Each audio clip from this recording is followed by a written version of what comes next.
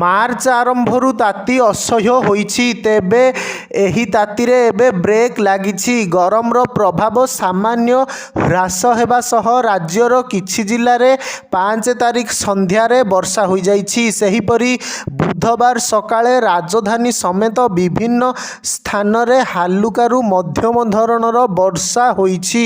ପଶ୍ଚିମା ଝଡ଼ ପ୍ରଭାବରେ ରାଜ୍ୟର କିଛି ସ୍ଥାନରେ ବର୍ଷା ହୋଇଥିବା ଭୁବନେଶ୍ୱର ଆଞ୍ଚଳିକ ପାଣିପାଗ କେନ୍ଦ୍ର ପକ୍ଷରୁ ସୂଚନା ଦିଆଯାଇଛି। ତେବେ ବୁଧବାର ଓ ଗୁରୁବାର କେତେକ ଜିଲ୍ଲାରେ ପାଗ ଶୁଖିଲା ରହିବ। ଆଗାମୀ 3 ଦିନ ଯାଏଁ ବର୍ଷା ସମ୍ଭାବନା ଥିବାରୁ ତାପମାତ୍ରା ଆହୁରି କମିବ ବୋଲି ପାଣିପାଗ ବିଭାଗ ପକ୍ଷରୁ କୁହାଯାଇଛି।